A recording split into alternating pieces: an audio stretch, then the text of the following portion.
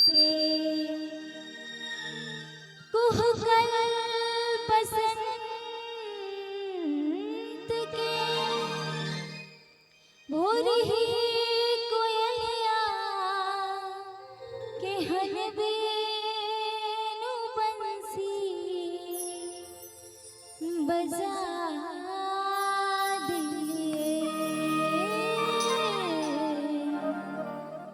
छिटकल जोरिया नहा दे लिए छिटकल जोरिया नहा दे लिए सरस धारा अमृत बहा दे लिए सरस धारा अमृत बहा दे लिए छिटकल जोरिया नहा दे लिए छिटकल जोरिया नहा दे लिए